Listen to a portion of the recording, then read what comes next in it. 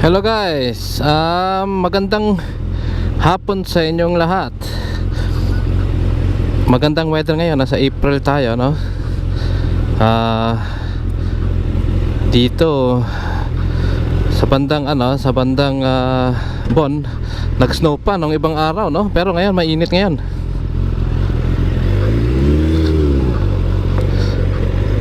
So iikot tayo sa Remagen, no? Dadaan tayo ng Landstraße. Landstraße is hindi highway, hindi siya highway, no? Rural road yata yung tawag doon eh.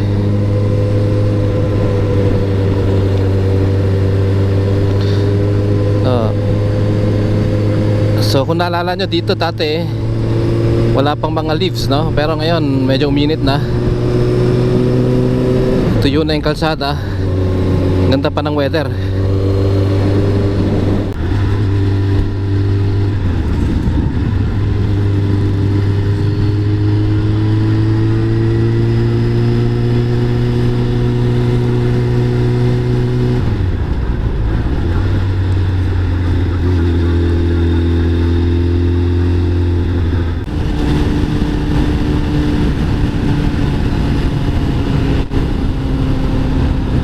Halo? Kakarin niya? Ah.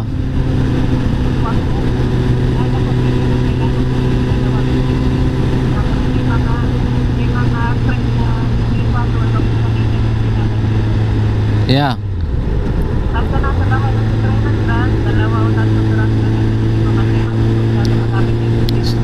Sino magtitimpla? Ah, okay. Yeah, hanapin ko. Okay. Okay ka rin niya.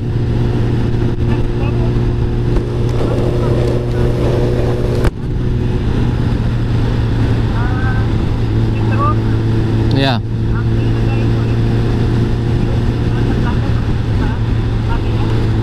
Yeah.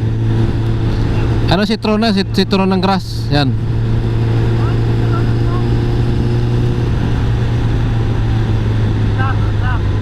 Oo. Sige. Okay. Yeah. Nagdadrive ako. Okay, bye-bye. Umiikot pa lang ako. Okay. Bye-bye.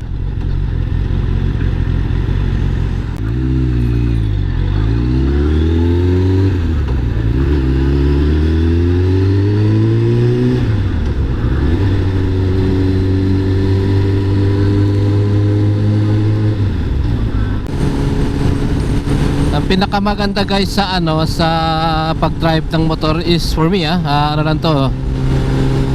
opinion ko lang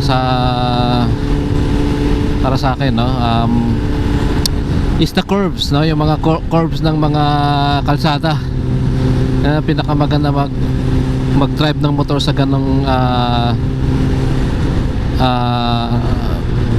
kalsada, no, na may mga curves. Sa highway medyo dire-diretso lang eh, walang masyadong pagbabago yung kalsada, kaya para sa akin mas maganda yung may mga curves, no.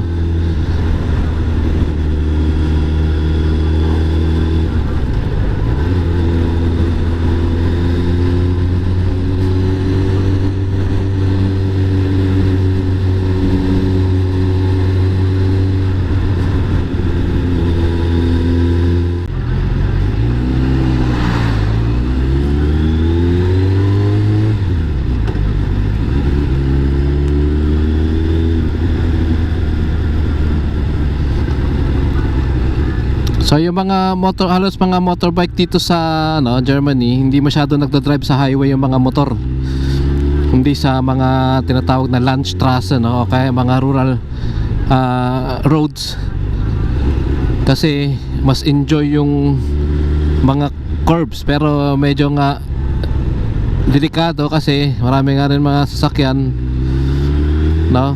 Tsaka yung view ng rural roads is mas magandang mas maganda para sa mata, hindi katulad sa highway. Medyo isolated lang yung pananaw mo, no? Hindi katulad dito.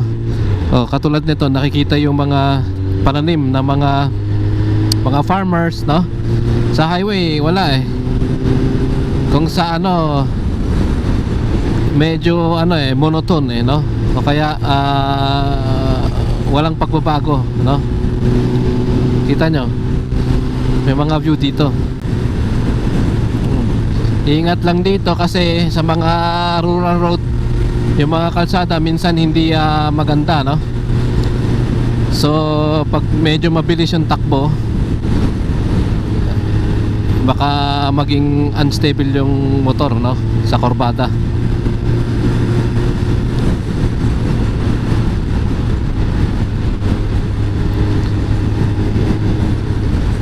Kaya ingat lang guys. Overish.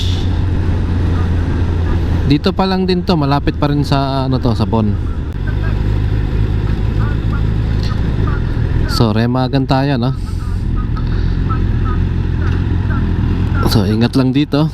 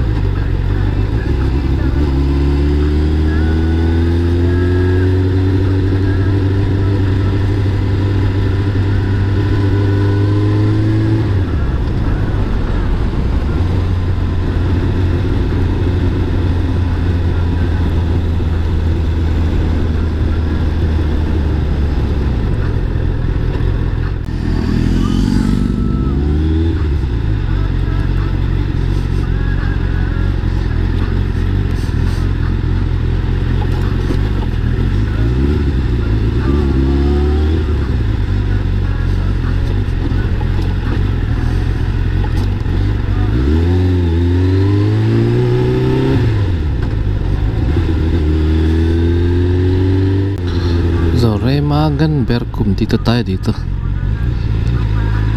Okay.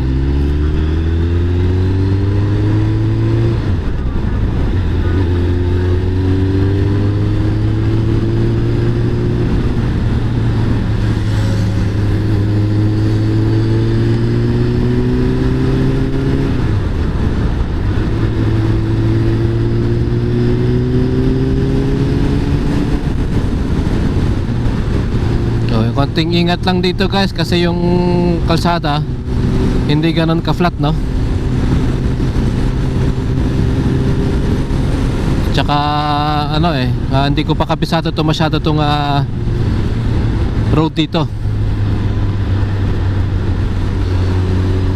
Sabihin natin pag ilan beses na nadaanan to, mas kabisado mo yung kalsada, medyo mas safe na, no? Pag walang sasakyan, pwede ka pabilis ng konti. Kasi alam mo na yung susunod na kurbada kung maano pa siya, sharp curve pa o hindi, no?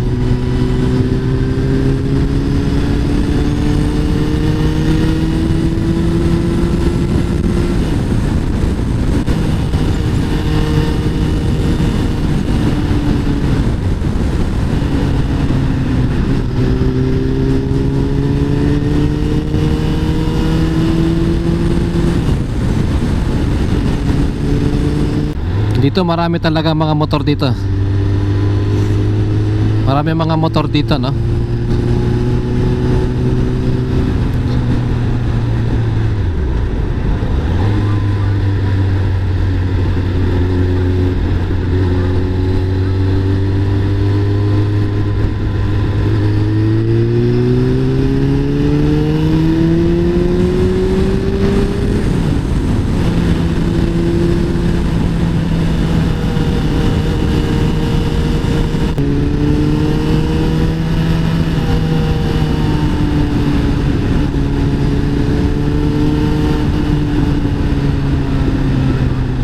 Dito medyo lumiliit na yung kalsada, no?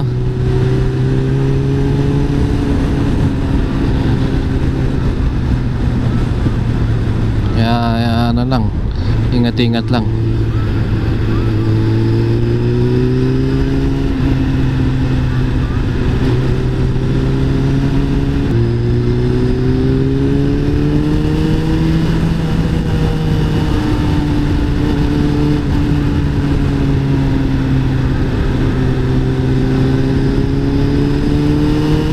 So dito konting ingat na lang dito, no, kasi maliit yung kalsada.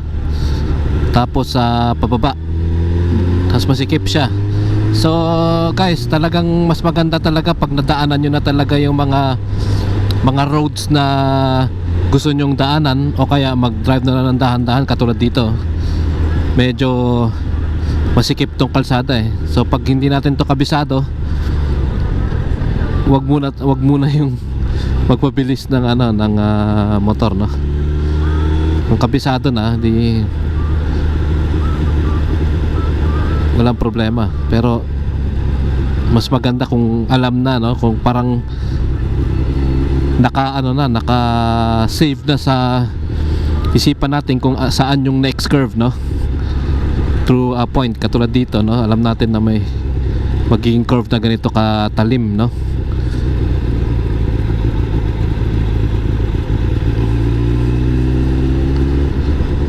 So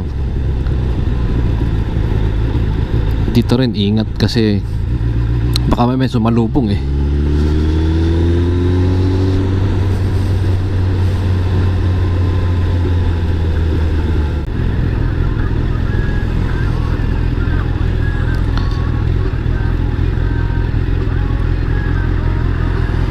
So guys, ito na yung Remagen Bahnhof, no? Ito may McDonald's doon. So ito yung Kölner Straße.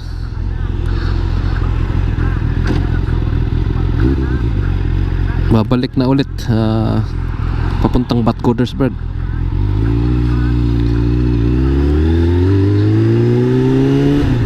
May dadaanan pa tayo isang lugar kung saan pwedeng mamingwit, no?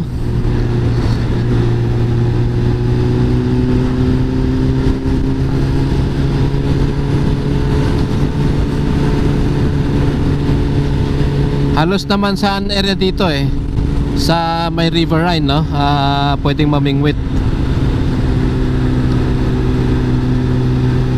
Kailangan lang talaga yung tinatawag na angelkarte or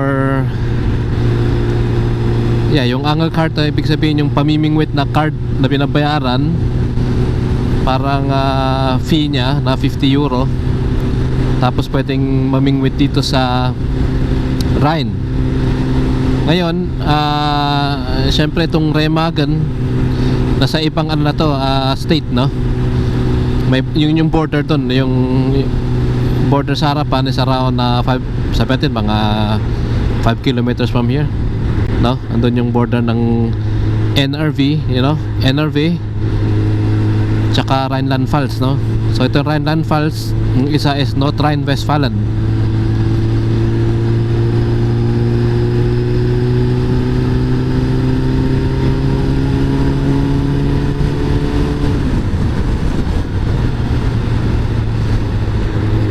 So dito tayo sa baba pupunta.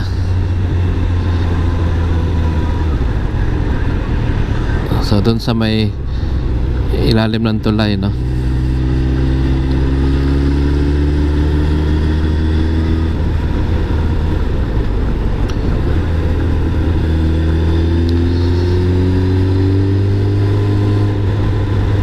Yung pwede rin maglakad ng galing sa Melem, pwedeng lakarin to, o kaya pwede rin mag bike, no? May mga bike road dyan sa baba, oh, kung saan pwede maglakad tsaka mag bike.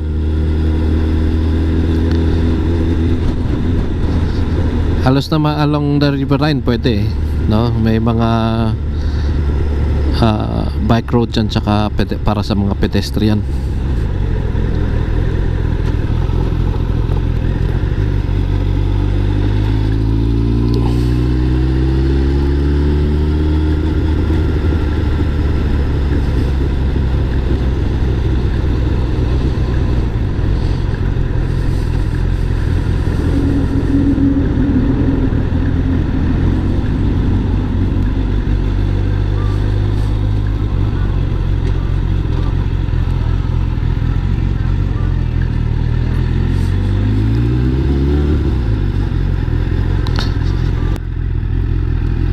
Dito medyo malilim, hindi mainit. Tapos ayan, nakikita niyo yung tubig doon na medyo ngayon, high tide, no? Kaya maganda mamingwit. Ayun, so dito yung Corba papunta ron, papaliko yan doon, no? Punta rito. So dito medyo dito, mababaw dito, no? Tapos syempre yung current gumagawa rin ng sariling lalim na yan, no? Kaya nakikita niyo yung barko nasa gilid siya kasi yung current pag paliko, siguro dito mas malalim yung side, no?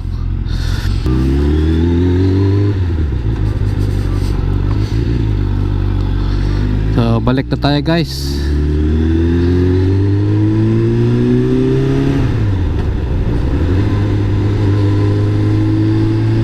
So dito dadaan yung pedestrian papunta ron, no?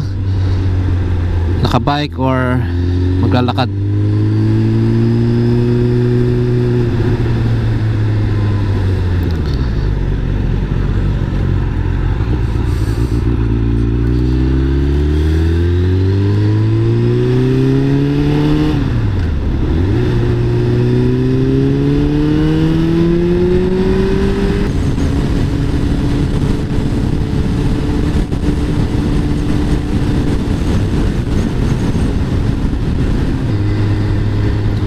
So guys, nandun yung Drachenfels, no? Drachenfels. Ito Siebengebirge ho yan. Siebengebirge. Nasa Oberwinter tayo, yun nasa taas, oh.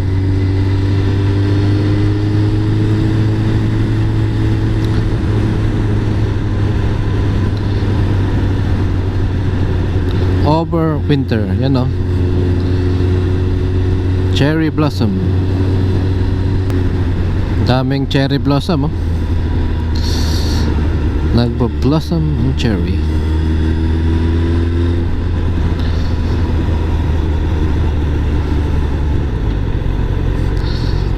So dito naman pwede ho kayong pumunta sa kabila ng ng Rhine, no? Meron ditong ferry papunta sa kabila, Roland's Eck.